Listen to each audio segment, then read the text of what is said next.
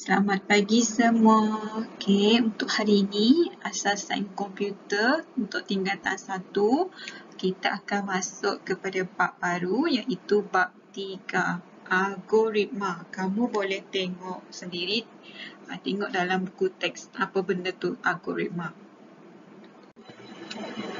Okey, dalam bab yang ni nanti, di akhir pembelajaran kamu dapat kuasai ini, elemen ini. Pertama, kamu tahu tulis pseudocode dengan cetak alih untuk pelbagai pilihan dan penyelesaian masalah. Lepas tu tulis pseudocode dan lukis cetak alih untuk ulangan. Kesan ralat dalam pseudocode dan cetak alih dan menghasilkan pseudocode dan cetak alih yang melibatkan gabungan pelbagai pilihan dan juga ulangan. Okey. Untuk pertama kali kamu dengar perkataan ni, cetak alih pseudocode ni, kamu tentunya belum ada idea lagi. Apa benda pseudocode, apa benda cetak alih. Okay, kita tengok dalam topik 3.1 pembangunan algoritma, kita akan tahu apa benda yang kita panggil sebagai algoritma, apa benda pseudocode dan apa benda cetak alih. Okay, untuk pengenalan, algoritma ni adalah satu siri tindakan yang mengikut urutan yang tertentu. Okay, urutan tindakan untuk menyelesaikan sesuatu masalah kita kenal pasti sebagai algoritma. Okay, urutan langkah atau tindakan yang perlu dilaksanakan oleh komputer adalah algoritma dalam pengaturjaraan komputer. Okay, dia sama macam yang kamu buat dalam kehidupan seharian. Contohnya, kamu nak pergi sekolah. Pertama kamu buat apa? Bangun pagi. Kamu bangun dari katil kan? Lepas tu kamu pergi toilet, cuci muka. Lepas cuci muka baru gigi, mandi, pakai baju sekolah, pakai seluar sekolah. Kalau lelaki lah, kalau perempuan pakai pinafore. Lepas tu kasut, baru kamu turun sekolah kan? Itu adalah satu algoritma, satu urutan. Urutan yang akan mencapai kepada sesuatu penyelesaian. Okay, perkara penting semasa kamu tulis algoritma adalah bahasa tu kena manusia faham. Ataupun bahasa tabi'i manusia lah, maksudnya kamu faham.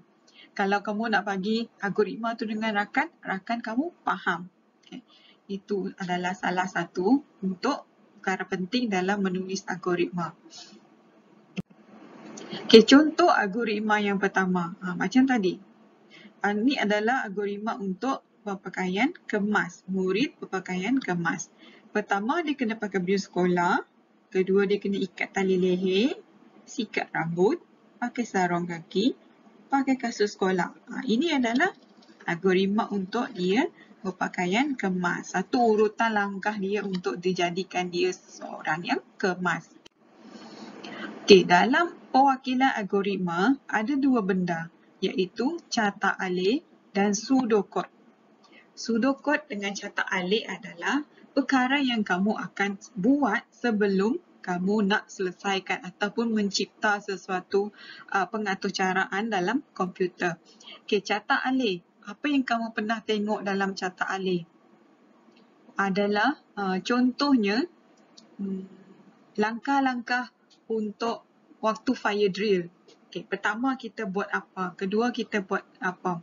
Sampai kita berkumpul dekat padang contohlah kan. Ini yang kamu pernah tengok lah dalam kelas ada kan untuk cetak alih untuk fire drill.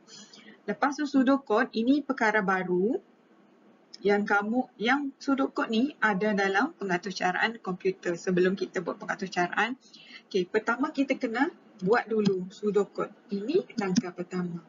Lepas tu baru kita hasilkan cetak alih. Dan yang ketiga baru kita tulis kod dalam komputer. Okay, itu langkah dia. Tapi kita kena kuasai pseudocode dengan cetak alih dulu. Okay, ini contoh pseudocode. Ini penting, mula, tamat kena ada. Jika kita buka jika, tamat jika kena ada. Maksudnya kena ada pembuka, kena ada penutup. Okey, mula dengan tamat ni kalau dalam ujian 1 markah. Jika dengan tamat jika 1 markah. Okay, ini adalah contoh untuk menguji kefungsian lampu. Okay, kamu nak cek sama ada lampu tu berfungsi ke tidak. Pertama, semak dulu plug tu dah masuk dalam soket ke tak. Okay, jika tak, masukkan. Okay, tamat jika. Semak kalau dah pasang, kita switch, tengok switch. Switch dah pasang ke tidak? Kalau tidak, pasang switch. Okay, pasang switch lampu. Jika lampu menyala, okay, padam switch lampu. Okay, tamat. Ini adalah semak kalau mentol terbakar, tukar mentol. Lepas tu jika tidak, litar lampu, baiki litar lampu. Ini adalah satu urutan untuk menyelesaikan satu pengujian untuk kefungsian lampu. Okay, ini catat alih. Ini catat alih. Mula, tamat kena ada. Sama macam pseudocode. Catat alih ni rujuk pseudocode. Rujuk pseudocode. Apa yang kamu tulis dekat pseudocode, itu yang terjadi di catat alih. Dia terjemahkan dalam bentuk grafik. Okay, setiap grafik ni, bentuk ni mewakili sesuatu tindakan. Kamu tengok dekat ni. Jadual ni. Simbol ni mula dengan tamat. Apa penerangan dia? Lepas tu yang segi empat tepat ni proses, aktiviti ataupun proses. Kalau diamond, pilihan. Aliran kena ada arrowhead ni. Itu adalah alirannya ni. Ini penyambung. Penyambung tak ada kat sini. Sekiranya yang ni panjangkan, kamu punya catat alih akan panjang melirik sampai ke next page yang sebelah. So guna penyambung adalah dia kena letak sini. Bila kamu buat dekat muka surat yang baru, kena letak balik.